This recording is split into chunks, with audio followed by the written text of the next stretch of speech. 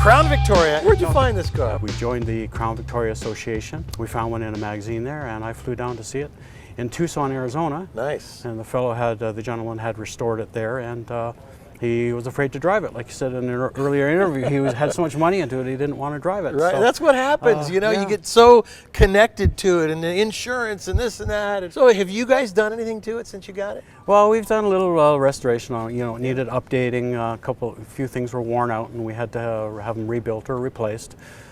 Transmission, the front end steering box, and all the suspension up front was all redone. Well, so I got some trivia, because this car, it's always fun when you learn something new. I always learn at these car shows.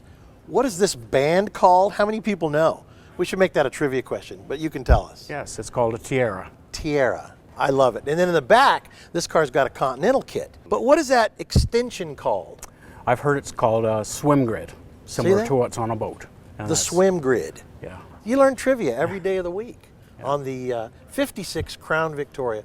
A beautiful car. Is there anything particular about it besides the Continental kit that makes the car special, other than it's just your car and you love it to death? Yeah, it's just the color. I just love the color of it, and it runs really well. There you go. Gotta love it. It's been an honor, Alan. Thank you very much, Doug. Really appreciate it. All the way from British Columbia to hot August nights, and I'm proud to have these cars that are all around us in my Grand Marshal's car show.